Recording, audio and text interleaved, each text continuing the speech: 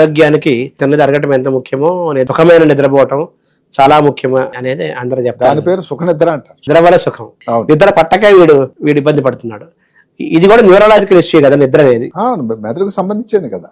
ఇప్పుడు నిద్ర రావాలి అంటే ఏమిటంటే నిద్రకి సుఖం ఎరగదు వాస్తవానికి. అదే కాకుండా నిద్రకి ఏదో హంసతూలికాలు తలపాలు లేకపోతే ఏదో ఎయిర్ కండిషనింగ్ అవసరం లేదండి వాస్తవానికి. ఏదో భగవంతుడి నుంచి ఆయాచితంగా ఇచ్చినటువంటి ఒక వరం. అంతే. ఇది ఇక్కడ ధనిక వర్గం పేద వర్గం ఎవరికి కూడా తరతమ్యాలు లేవు. అవును. మరి అలాంటప్పుడు ఎందుకు నిద్ర కష్టం అయిపోయింది? నిద్ర అన్నది ఏమిటి? ఒక సమయంలో నిద్రించాలి. దానిని భగవంతుడు అమర్చాడు అందరికి. బయలాజికల్ క్లాక్ అంటారు.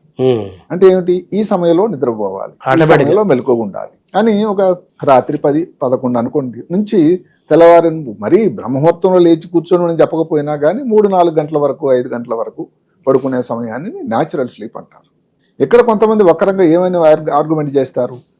మీరు చెప్పేది 8 గంటలేగా, నేను తెల్లవారి 7 పడుకొని రాత్రి మళ్ళీ సాయంకాలం ఎప్పుడు 3కు లేస్తాను. ఆ గంటలు అయితే 8 గంటలే కదా.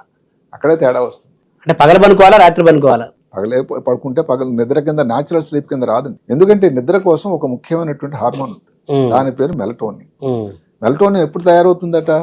రాత్రే తయారవుతుంది. చీకటి ప్రాంతంలో తయారు, వెలుగులో రాదు. అంటే రాత్రి 11 ప్రాంతంలో మొదలై 2-3 వరకు ఉంటుంది. మరి అలాంటి టైంలో నిద్రపోకుండా 4 గంటలు నిద్రించడం మొదలు పెడితే మెలటోనిన్ తాలూకా అడ్వాంటేజ్ మీకు వస్తుందా?